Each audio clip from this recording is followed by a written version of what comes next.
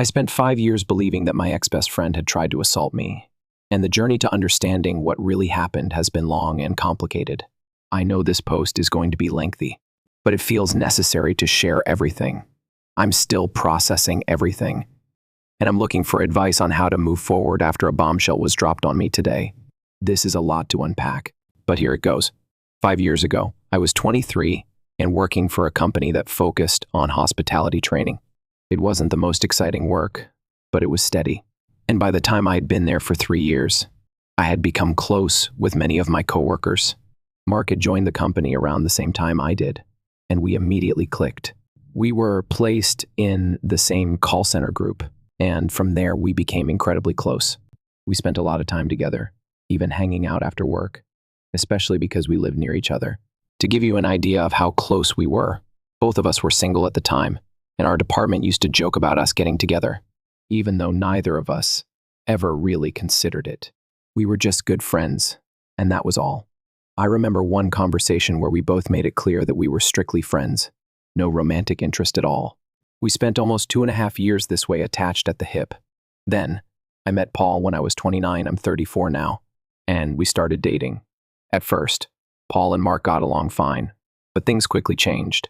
After a few months of dating, Paul started to get upset whenever I mentioned grabbing dinner with Mark after work, even if Paul was working late himself. For what it's worth, Mark never really initiated hanging out. I was the one who suggested it. He respected Paul's feelings, and I guess that was a good thing at the time. But tensions were definitely building. On my 24th birthday, I threw a party at my apartment. Paul, who had originally promised to help with supplies, flaked out, leaving Mark to step in and help. Mark even went out and bought most of the alcohol for the party. It was a good time, and Paul showed up an hour after the majority of the guests had already left. A few hours later, most people had gone, but a few remained, too drunk to drive, sleeping in the living room. Mark suggested I go lay down since it was my birthday, and I had clearly had too much to drink. Paul helped me to the room, and I remember everything feeling a bit blurry. I was drunk, but I still recall what happened. Paul put me to bed, on my side, facing the wall, and left. I fell asleep almost immediately. What happened next is where everything takes a turn.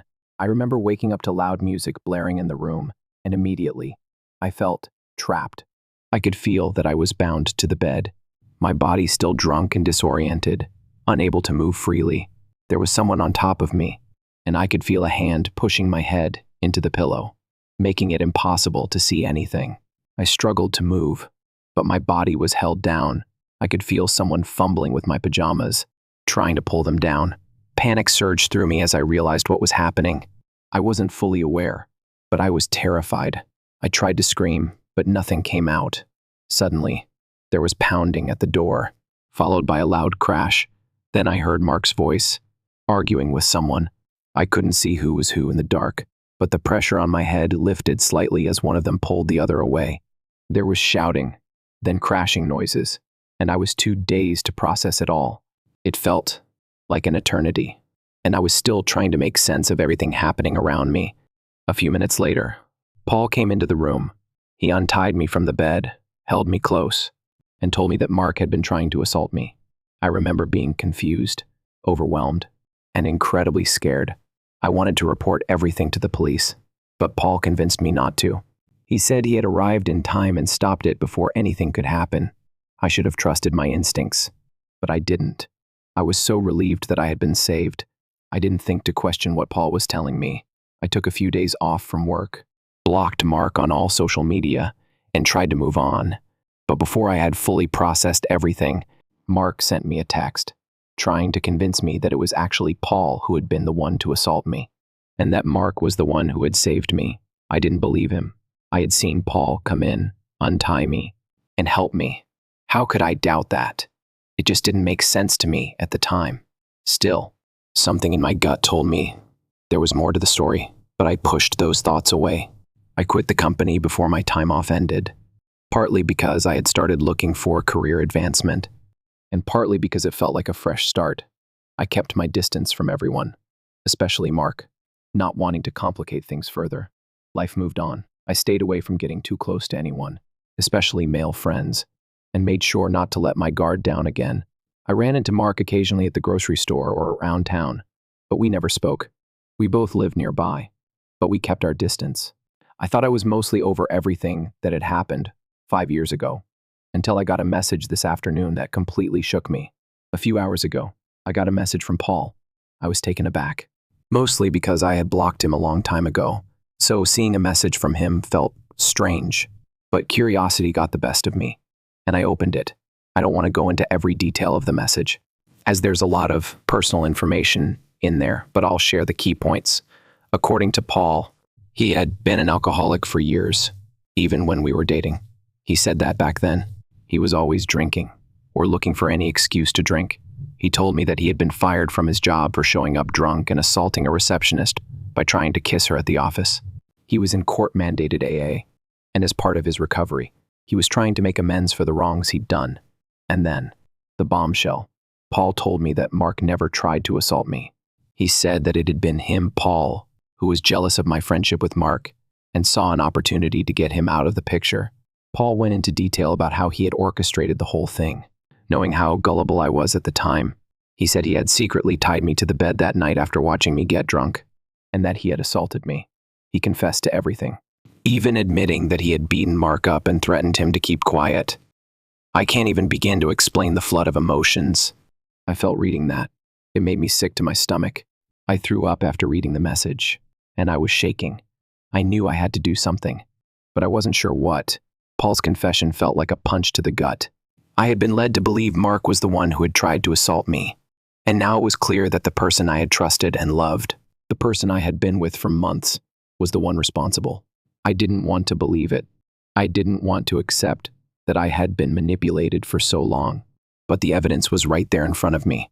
The detail Paul included in his message was chilling. I've been drinking a bit since reading the message, trying to figure out what to do. I know I need to talk to my therapist about all of this, but right now, my mind is consumed with guilt and confusion.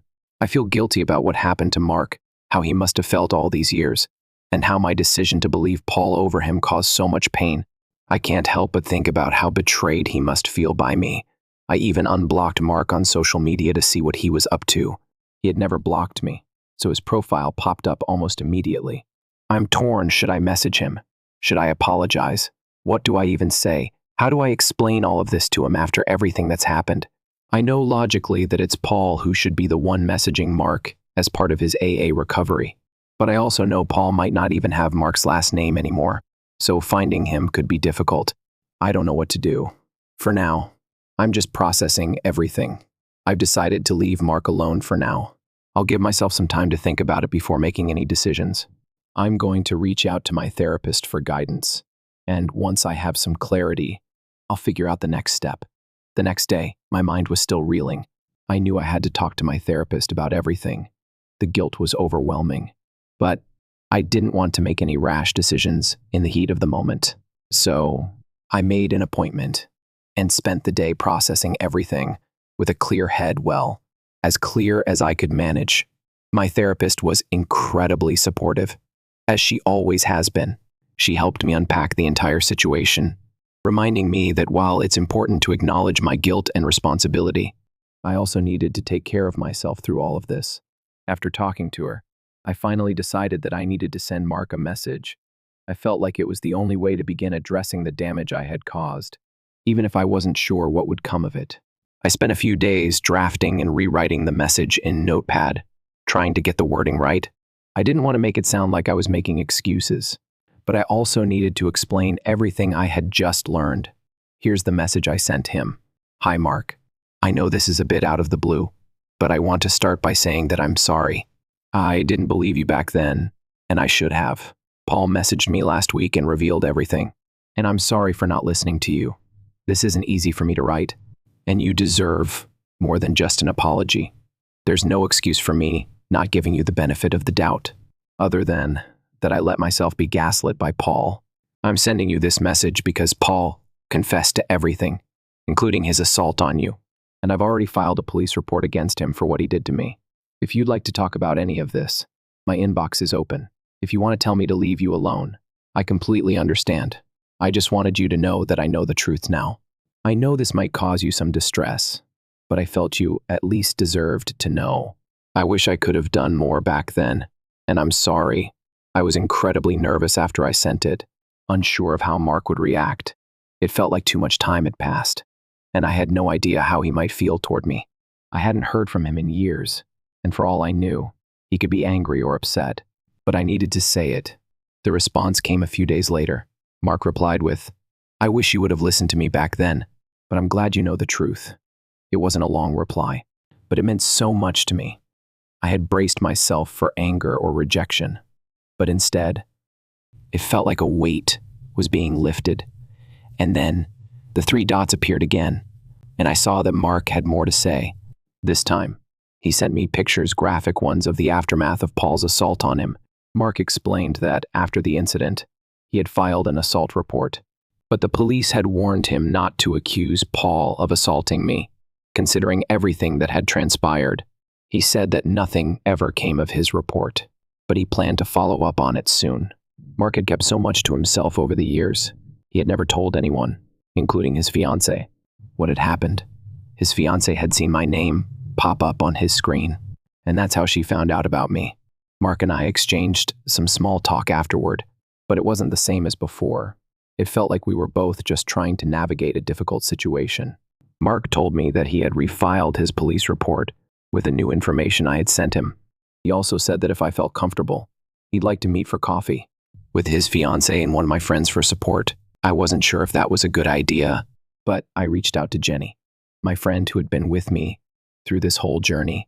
She said that it was ultimately up to me, but she would be with me no matter what I decided.